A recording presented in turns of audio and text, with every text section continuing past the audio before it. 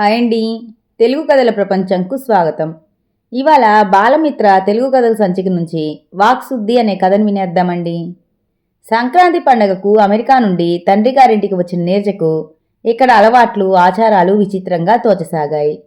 ఇంతలో ఇంటి ముందు ఎవరో బిచ్చగత్తె, మా అవ్వ వేస్తాది పిడికెడు గింజలు, మా బంగారు తల్లి చల్లగుండాలి, మా ఇంటి కనకదుర్గవ్వ మీకు కానుకలివ్వాలి అని కేకలేస్తూ ఉంది. ఆ మాటలకు నీరజ పకపకా నవ్వింది. పేపరు చదువుతున్న రంగారావు నవ్వుతున్న కూతురు వంక ఏమిటా అన్నట్లు చూశాడు. మన దేశంలో కష్టపడి పనిచేసే వాళ్ల సంఖ్య తక్కువ. దానికిన్ని గింజలేస్తే కనకదుర్గమ్మ మనకు కానుకలిస్తుందట, విన్నారా నాన్నగారు అంది నీరజ. అందుకు రంగారావు, ఏమోనమ్మా, మన దేశం కర్మభూమి, ఎవరి నోటిలో వాక్శుద్ధి ఉంటుందో మనకేం తెలుసు. లేచి వెళ్ళి బియ్యం తెచ్చి బిచ్చగత్తెను పంపించాడు.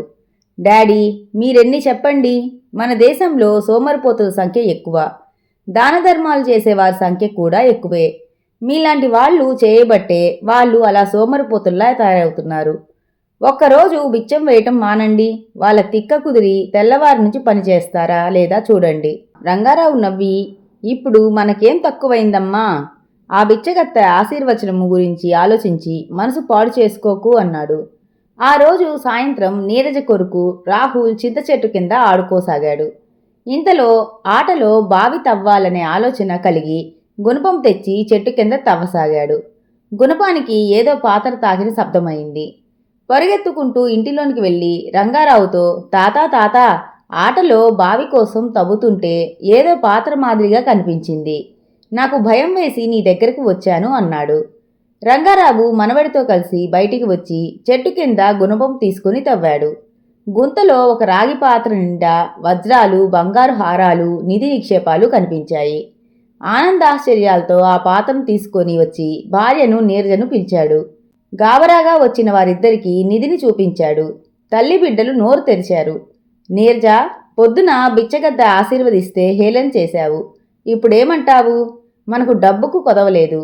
ఈ నిధితో పేద సాధకులకు ఒక ధర్మసత్రం కట్టించి అనాథలను ఆదుకోవాలనుకుంటున్నాను అన్నాడు. క్షమించండి నాన్నగారు, పొద్దున బిచ్చగత్తె మాటలకు నవ్వుకున్నాను, కానీ ఈ దేశంలో వాక్శుద్ధిని అర్థం చేసుకోలేకపోయాను.